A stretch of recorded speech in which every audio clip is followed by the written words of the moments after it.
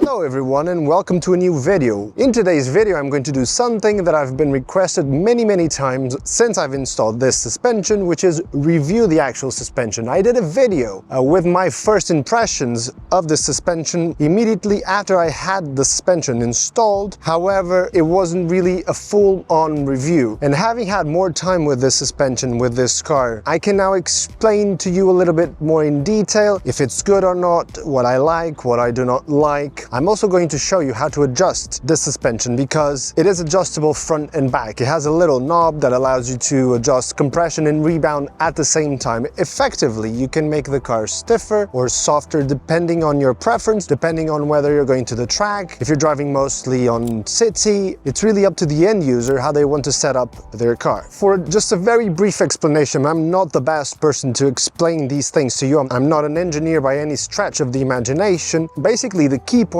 of the suspension, it has the DFV technology, which is dual flow valve technology. A very simple explanation is that when it has a big jolt, a big bump on the road, it has a secondary passage for oil to flow, which is less restrictive. Therefore, I think suspension will be softer for very sharp bumps. For regular operation, your setup, the number of clicks that you set on the suspension will dictate how it behaves, how firm or how soft. But it does allow the suspension to have both a stiff profile, if you set it up that way, as well as a backup for when the roads get a little bit rougher to soften that edge. And that's how I would explain this dual flow valve technology and why it makes the road and track setup as acclaimed as they are. Öhlins, they give you a little adjuster on the suspension. It depends on the car itself. Sometimes it's up top, sometimes it's down below. This little knob on the road and track suspension, it allows you to control rebound and compression on one knob. Effectively, you will make the suspension firmer or softer. The procedure for this car is relatively simple, but it's not something that you want to be doing all the time. You can adjust all four corners in roughly between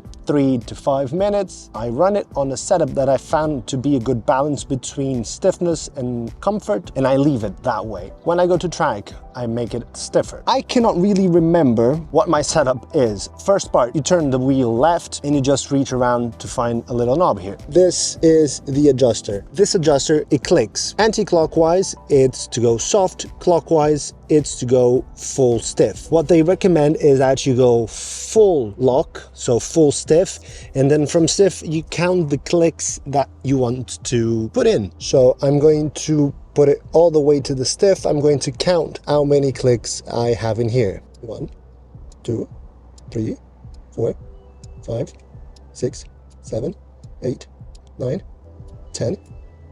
Yeah, so I have 10 clicks in the front. Now I'm going to put it back into my 10 clicks. So 1, 2, 3, 4, 5, 6, 7, 8, 9, 10. I just showed you how to adjust the front suspension rebound and compression setting for stiffness and comfort. The back suspension is a little bit different. It's a little bit different because of two reasons. Number one, adjustment must be made inside the truck. However, Öhlins, they did include a little knob extender. What you're supposed to do is you're supposed to make a little cut on the carpeting, and then that adjuster will poke out. We did those cuts. However, the adjusters that were included with the kit, they're a bit short. Öhlins, they do sell longer adjuster knobs. However, what I did find with my adjuster is that it becomes very difficult to see or to understand how many clicks you're actually doing with the adjusters compared to the metal knobs that you have at the front or just spinning on the strut itself. This is the little adjuster thingy. It's basically an extension that you're supposed to attach to the strut.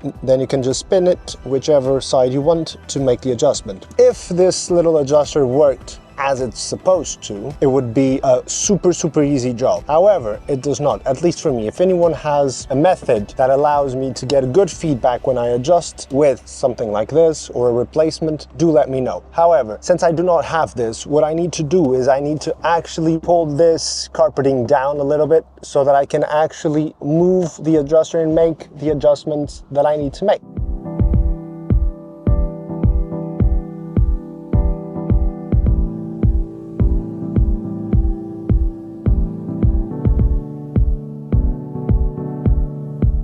This is the adjuster for the suspension. So every time that you want to adjust, you need to come back here and rotate this. Maybe you can see right here, this is the hole that we did.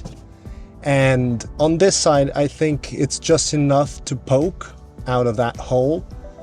On the other side, it's not really enough. Now, let me just test this to see how many clicks I have in here. So 1, 2, 3, 4, 5, 6, 7, 8. Wow, 8. Okay, so that's not the way I thought it was.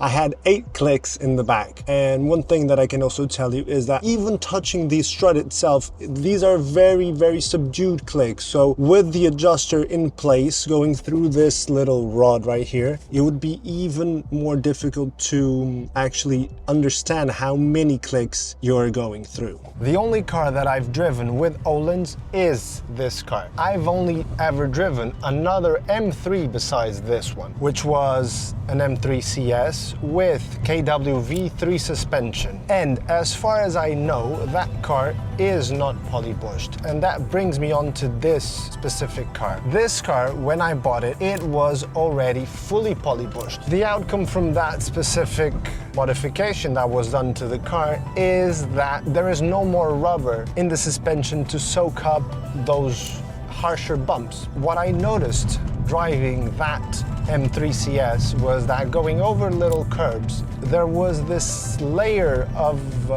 additional comfort that my car does not have. And from what I gather, Road Track is a more comfort-oriented suspension than V3s. And I can only assume that it's due to the polybushes. Second, my car, when I bought it, it did not have original suspension. It had M3 CSL suspension. While it was good, I felt that the car was very dynamic. It was very busy, especially at low speeds. Going over speed bumps, this car is a stiff car, yes, but it's not super harsh. And with the CSL suspension, I felt that it was a little bit too much. With that said, I also have polybushes. So overall, I came from what it was already a very stiff car, and now it's still stiff, but there is that layer of comfort that Road Track gives you.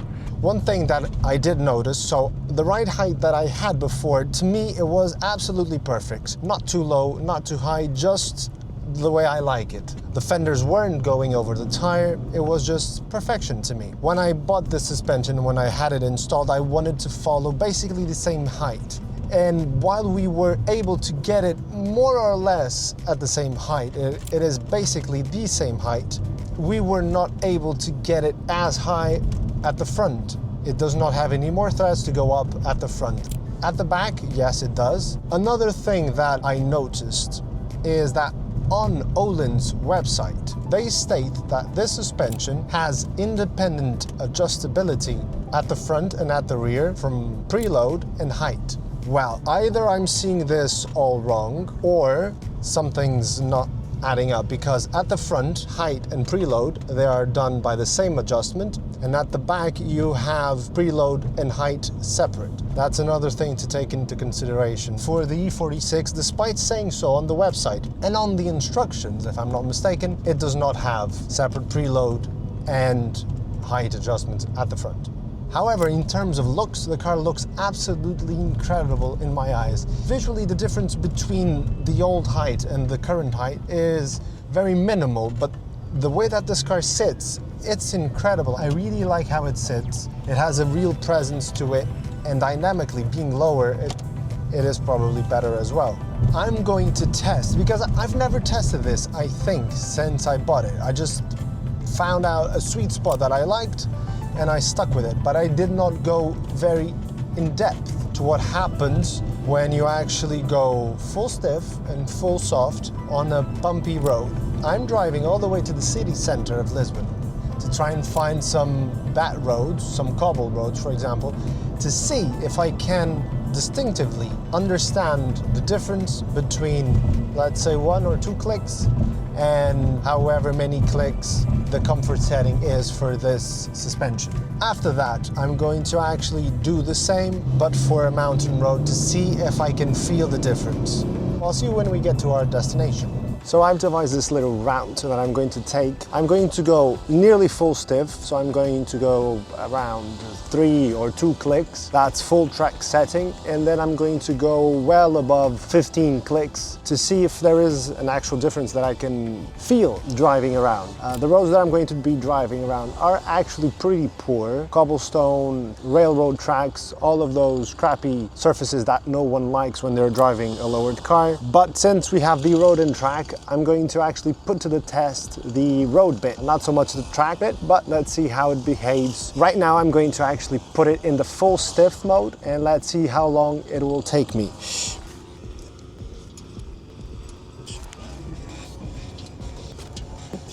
I was actually able to take care of the front end in 1 minute.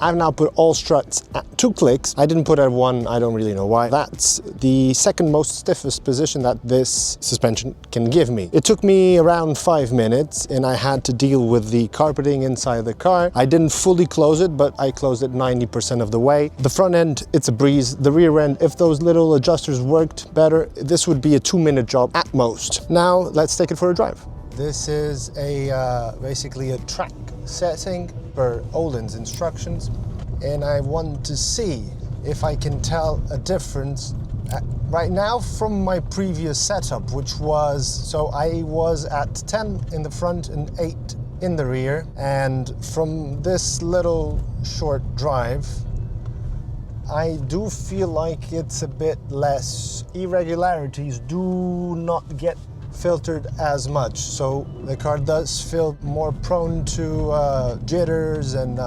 undulations on the road. Right now, this road isn't particularly bad, but right now it's manageable. Not far off from what it was, but I did lose a little bit of comfort.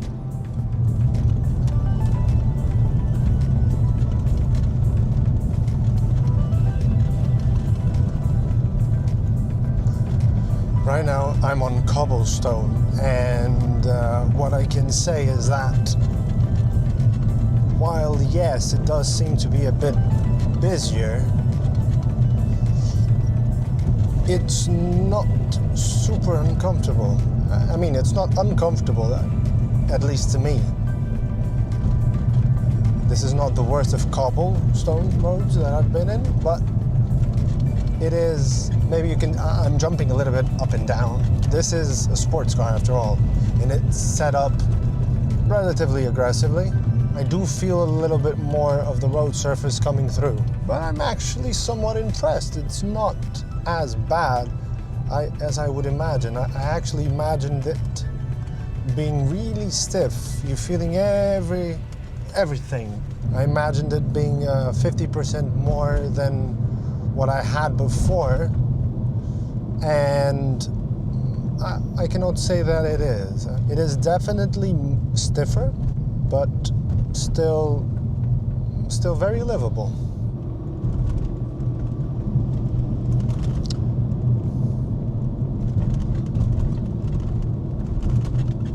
I mean, it is busier. There is more of an edge that wasn't there before.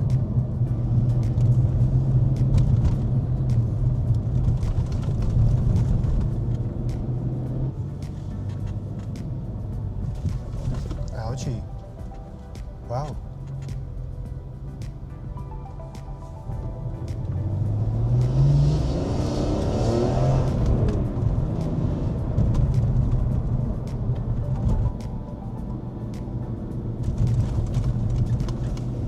Overall, it's just less compliant.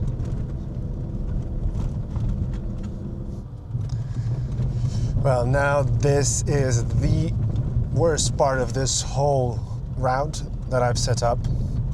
This is actually really poor cobble and tram tracks, so I don't know if you can hear that noise. That's one of the noises that really bugs me. It's like something is loose back there. Yeah, this is really bad cobble. And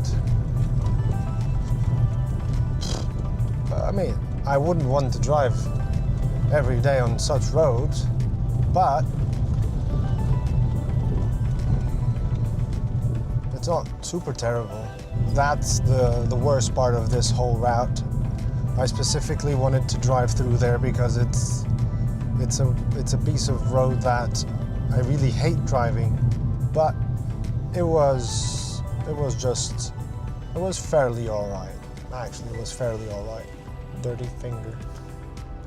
That's another drawback of having these types of suspension, whereas suspension that's controlled via a button, for example, you just press a button, no dirty fingers, no nothing, whereas this, you gotta manhandle it. So, dirty finger you get. I guess if you have some wet wipes, you can get over this issue, but just not as clean as electromagnetic suspension. Without having a back-to-back comparison with the most comfortable setting, what I can tell you, based on my previous setting, which was 10 clicks front, 8 clicks back, is that 2 clicks all around. It is definitely stiffer, not as stiff as I would think, still livable. I still need to see the impact that it has being on 2 clicks versus 10 and 8 for spirited driving or windy road like Öhlins call it, to see if it's worth the decrease in comfort. However, for my type of driving, my type of regular driving, from what I can tell now, I think I would rather have it in 10 and 8, and leave 2 and 2 for actual track work. I've adjusted my suspension once again, and I decided to go for 20 clicks this time. So it's Öhlins chart goes from 10 to 20 clicks. Yeah, I think it's much softer. Oh boy. I didn't think I would feel this much of a difference this early on, but I think I do. Let me refrain from saying too much too early, but I do think it's much softer.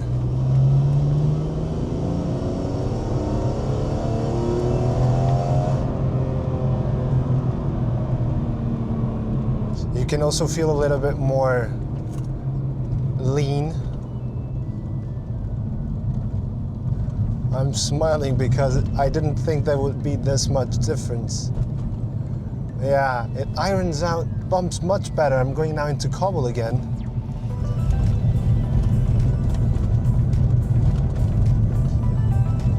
So as before, it is, you can feel the cobbles, it's more filtered. And those little spikes and sudden undulations that the cobble has, they don't transfer as much to the inside of the cabin. Wow.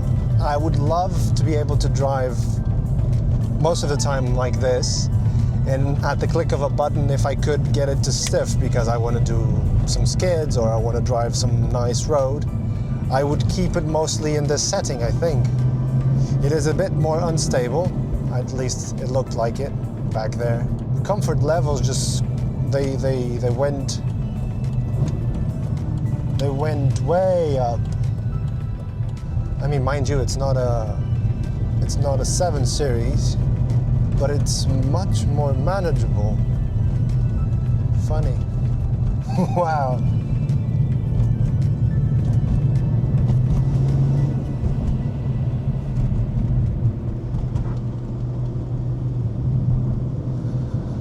It still rubs in the back. Doesn't matter if it's stiff or soft, it still gets a little bit of rub. I gotta get that fixed. If you know someone who's the master of fender rolling here in Portugal, do let me know. I would love to have a chat with him, or perhaps even have him sort this out. The thing that I want to avoid the most is just cracking the paint. It's much softer. So there's now an added layer of comfort and squishiness that there wasn't before. This is also a very broken piece of road here. Entirely different.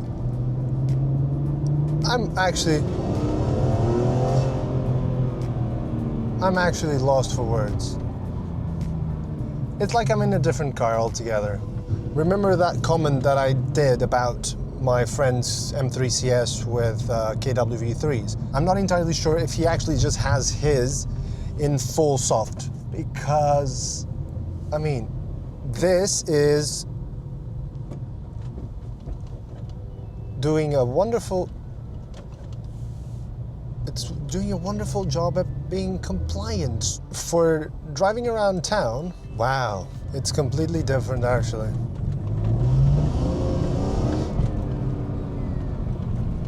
To put this into perspective, it's still a stiff vehicle, it's still a stiff car, but it's more compliant, it doesn't crash over bumps as much. We're just about to enter that broken road that I told you before with the tram lines, etc.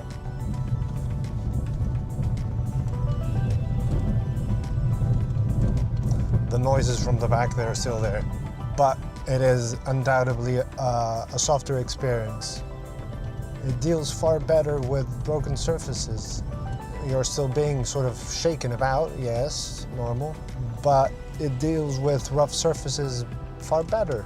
There is a distinctive difference in terms of comfort between I had it set up on 2 clicks all around, and now I have it on 20 clicks all around. My 10 and the 8, they are a middle ground that allows the car to have some dynamic capability and not be as harsh as it can be. I think that for everyday driving, that's a very sweet spot. What I can tell you is that if you're looking for a suspension that will get you great comfort for driving around town, and then when you want to just rotate some knobs and you get a much stiffer ride, this is very good. I just want to try out the differences between 2020 and 22 at a windy road to see what the differences actually are.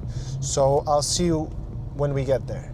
Okay, this is the next day actually, and as I said, in this part of the video I'm actually going to try and see if I can spot a palpable difference driving a windy road like Öhlins call it, with the suspension at 20 clicks all around and then 2 clicks all around. I've been driving with the suspension at 20 clicks, and what I can tell you right now is that it is far more comfortable than any setup that I've tested before, and I really wish I could drive it every day like this, but I do feel like I do compromise a little bit in terms of dynamics. The car does feel a little bit more like a boat. It's still composed, okay, but you can tell that there is that lack of feedback and lack of confidence. It doesn't inspire as much confidence.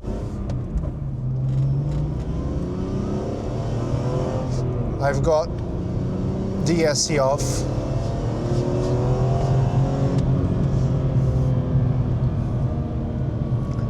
This is going to be a very short drive. It might be imagination, I don't think it is, but I think it leans a little bit more. There's a little bit more lean on the corners. The front end also seems not as precise, but it still turns. It's still it's still a sharp car to drive. It just feels more, it feels like you're carrying a little bit more mass.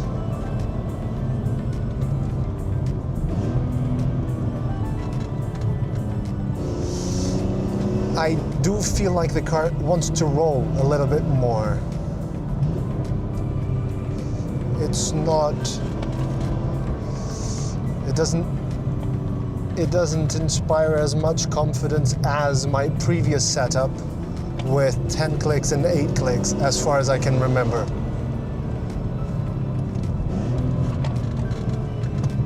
But there is still plenty of grip.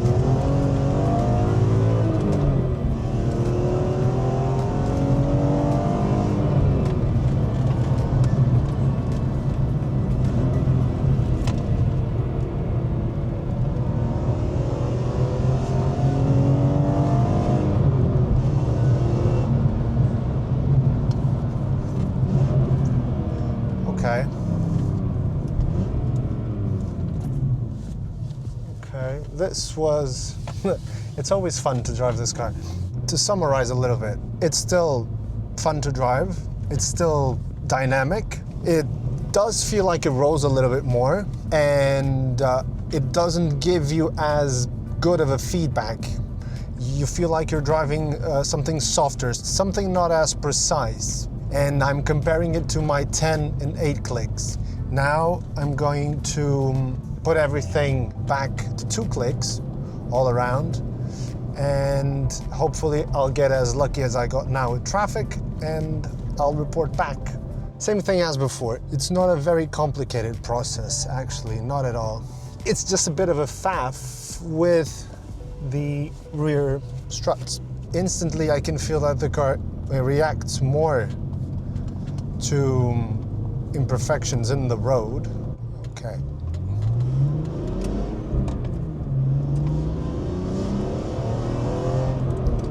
Immediately the car, it feels more darty. The steering feels more direct. I can still feel the car lean a little bit, but it's quicker to react. It doesn't lean for as long.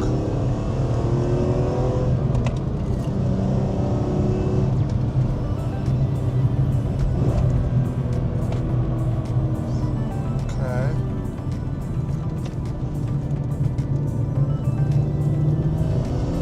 Yeah. You feel like the car wants to hold the road far better. Interesting. Yeah, and we caught up to traffic again. My initial remarks are that steering feels more direct. The car still leans a little bit. I think lean has to do more with the anti-roll bars, but I do feel like it goes back into its neutral position quicker. It looks like the car has more appetite for corners. It looks like it wants to take corners faster and faster. It gives me a lot more confidence than the 20 clicks. That's at least what I can say right now.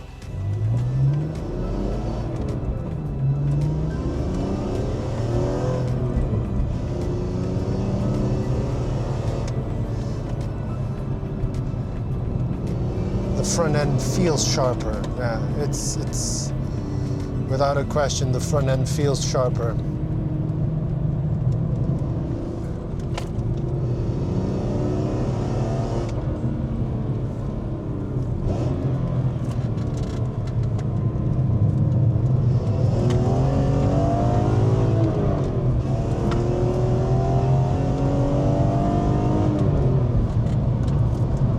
Yeah.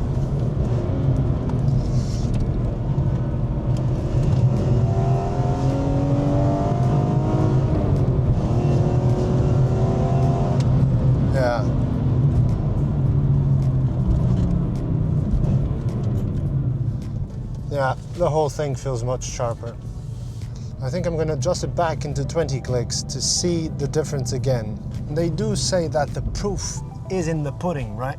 So I guess I'm just going to eat it again.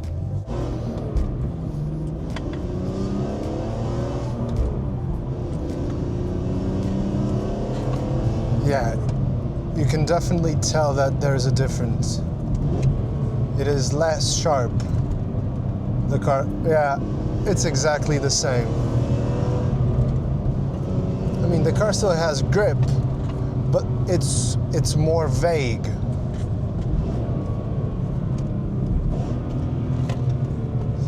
Yeah.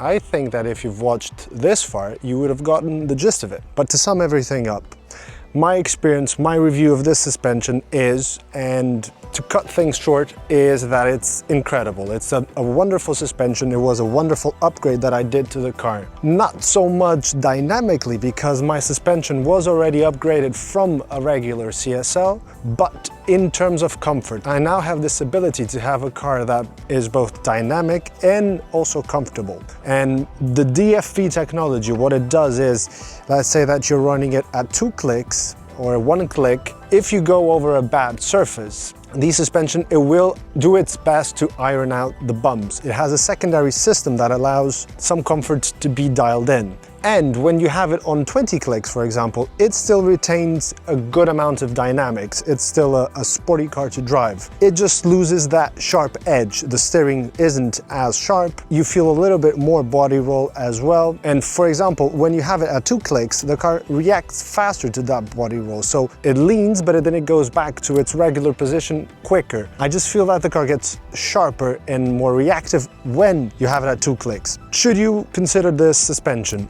Yes, you should definitely consider the suspension. I cannot give you a direct comparison between this and KW suspension, for example, or Bilstein suspension, but I can say that I'm very, very happy with this suspension. And if you are considering road and track for your specific car, Öhlins, they are renowned for their wonderful job at doing suspension work. They fit a lot of race cars actually. And basically that's my review of this suspension. If you've liked this video, please consider subscribing.